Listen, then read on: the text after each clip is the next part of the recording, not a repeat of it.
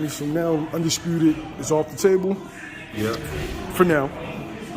Crawford's fighting David Avenisia. So that means Errol Spence Jr. could either fight WBA regular title holder Eimantas Stanionis, and Bozy Ennis has petitioned the IBF to mandate Jaron Ennis versus Errol Spence Jr. Which one do you think happens?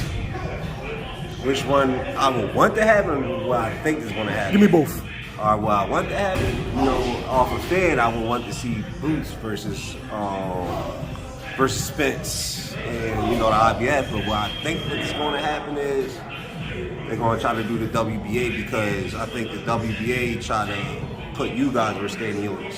Yes. And they try to hold that off because of Earl. Yeah, they're trying to consolidate the belts. Yeah, so I think they're going to push for that, but same thing. In my head, I'm thinking Earl going to beat him. I want to see a fight. As a fan, I want to see the fight where they going into the fight. It's like, oh, Earl could lose this fight. Or that's what I want to see as a fan. But if I had, Bozy and Boots, they right for it. Because at the end of the day, the last IBF mandatory was Carlos Campo. What did that be, like 4 years ago? Or some shit? Going on 5. Yeah, so they just the whole thing with Spence and Crawford just had everybody waiting and Boots and waiting. And then, like Bozy said, they're waiting on that fight so they can know what they want to do. Now y'all went to negotiations damn near a year, and then y'all don't fight, so y'all hold us. Like, no, we here to fight you now. Now it should be our time for the title. Like, y'all holding back. Are they guilty of holding up the division? Is Spence and them guilty? Spence and Crawford. In a way, both is guilty, but the way how it seems like, I wouldn't expect Spence and Al Heyman and Espinoza to really knew that was going to go like that, like Crawford on the side. So I was there in the middle of negotiations, so I don't know everything that went on, but it's bullshit. And Crawford fighting Avenisia, which I definitely wouldn't watch, but it is what it is. Errol Spence Jr. He's had a tough road at 147 pounds, whereas though he's faced some solid contenders. Yeah. Is it more likely for him to face Stanionis or move up in weight?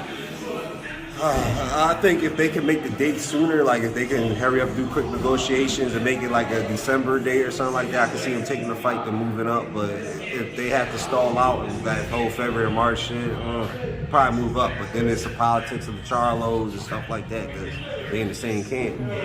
It's very interesting to see what he's gonna do. Like if it was me, I think they should fight Boots. Like at the end of the day, just by knowing Boots got the most upside to be a star, then to me that'll be a fight where both people like Spence and Bud would have to go in knowing that's gonna be a fight. I'm a boxing fan. I just want to see the best fight. That's to me, Stanionis fighting Spence ain't the best fighting the best. And to be honest with you, when they with Spence fans and Bud fans, there's main excuses be like, oh yeah, Boots don't deserve it. But does Stanionis really deserve it compared to Boots? I mean, Delarme gave him hell. A lot of people thought Delarme pulled it off against Stanionis. That was Coleman is looking at. And then how the politics is, the WBA want to give him that regular shit against, what's the name, Borav?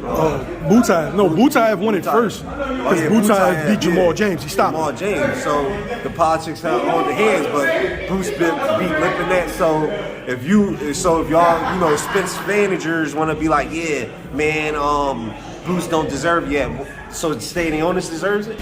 That's my question. Y'all just want to sit there and y'all scared to see people take their, I'm coming from a fan era of just boxing or the sport where everybody fight each other. Back in the 80s and 90s, the politics beside people was fighting each other in their prime, their 20s, early 30s. Now it's bullshit that we got stalled out because of the whole politics of losing that or fans not being boxing fans, they being more fanagers.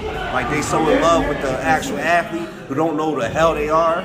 So at the end of the day, I believe like if it was me, I would like to see Boots, not just off a friend, but just off of boxing of me just wanted to see big fights of boxing, fight Spence. But he going to fight Stanionis. Is it hypocritical that Errol Spence was very adamant about Keith Thurman ducking him. Yeah. When Keith Thurman was the unified champ, when Keith Thurman was the top guy in the division. Like Keith Thurman holding him back. Yeah, holding him back. Still holds a grudge to this day. Yeah. Is it hypocritical that he's right now doing something very similar to Jaron Ennis? Yeah, for sure. Like, stalling up. Like, here's the thing. You start seeing a change where, especially with a lot of these fighters, is like when they get on the top, now everything is business. Everything is business. Now you holding up this young boy progression because you're thinking business and you get to right now run with the sanctionings and all that. So yeah, he's doing the same. Is he doing the same thing that Keith Thurman did? Yes. Like, but he doing it a little different because he's saying he'll fight Boots, but right now we ain't seeing it. Now if he fight Boots, win or lose, I'll support him. Like, yo, I'm just a fan of boxing. If he fight Boots and lose, he's still all-time great. Like, that's what people scared to see. So yeah, he basically doing the same thing. Keith Thurman, he always been a hoe. So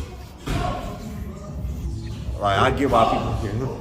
I get it. He's doing the same shit without the title. Like, if you bring up Boots, he talking all circles. Yeah, man, I'm not a gatekeeper. I'm gonna open these gates. You just be talking circles. Fight, bro. Like, you haven't fought burials. You haven't fought in a while since that. He needs to prove a situation to get himself in a good fight, so it could be a bigger fight when it comes to when he gets a champion.